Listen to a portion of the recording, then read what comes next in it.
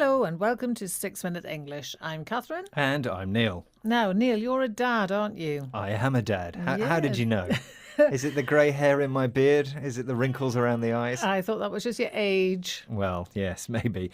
In today's programme, we're going to be talking about fathers and how being a father has changed over the years. But before we hear more about this topic, our question for the day. According to recent research in the UK, what percentage of men are present when their children are born? Is it A, 55%, B, 75%, or C, 95%? What do you think? I think a lot of men these days like to see their children born. It's not culturally inappropriate, so I'm going to go for 95%. Well, we'll find out if you're right at the end of the programme. Now, Dr. Anna Mackin is an evolutionary anthropologist. She studies, among other things, how human behaviour has changed and is changing. She's written a book called The Life of Dad. She's been studying new fathers and spoke about her research on the BBC's Woman's Hour programme. She asked why men want to become fathers. She starts by saying that there are lots of reasons, but how many does she mention in her answer? There's lots of different reasons why men want to be fathers. For some of them, it's just the stage in life they've reached. You know, they've got the house, they've got the job, now it's time to have a family. Sometimes they admit that actually they're not that keen, but their partner wants a baby, so they're kind of going along with it. And a reasonable number actually say they do it because they want to undo what their father did to them. So rewrite history in relation to fathers and the experience of fathering to be a better father than their father was. How many reasons does she mention? She mentioned 3 reasons. The first was that it was that time in life. The guys had a home and a job, and having children was the thing to do next. Another reason was that it was what their partners wanted, even if they weren't that keen themselves. If you're not keen on something, it means you're not enthusiastic about it. It's not really something you want to do. But because it's what their partner wants, they agree to do it. Or as Dr. Mackin said, they're going along with it. Yes, going along with something is a phrase that means agreeing to do something even though you don't really want to do it. It's interesting that Dr. Mackin said that some men admit to this. To admit to something is to say or agree that something's true, even if you're perhaps ashamed of it or you don't want it to be true. There was one more reason she mentioned, and that was that some men become parents because they want to be a better father than their own father had been. Let's listen again.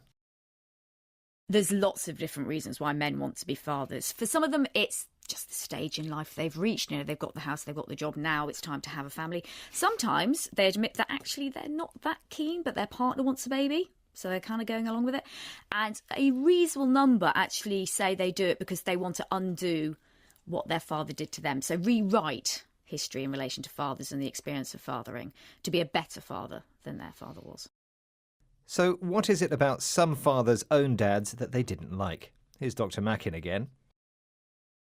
Well, in some cases, you know, the father would be neglectful. Some fathers were absent. And others, they just felt that they were a very, I suppose we'd say, a 1950s father, so distant, disciplinarian, not actually involved in their child's daily life and certainly not involved in their care.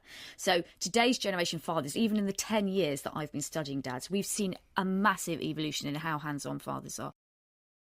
She talks there about some negative characteristics associated with dads in the past. She suggests that some fathers didn't have a very close relationship with their sons. They were absent, which means they weren't at home a lot and didn't spend time with their children. Yes, and some fathers were seen as disciplinarian. That describes someone whose main communication with their children was to give them strict rules and tell them off or punish them if they do something wrong. These days, according to Dr. Mackin, fathers are much more hands-on. This phrase means they are much more involved with their children and share bringing up their children with their partners. And talking of sharing, Neil, come on, it's time to tell me the answer to today's question. Yes, indeed. According to recent research in the UK, what is the percentage of fathers who are there when their children are born? Was it 55%, 75% or 95%? And I said a very optimistic 95%. Being optimistic is good, obviously, because you are correct. Yay! That's fantastic. And now for something else fantastic, our review of today's vocabulary.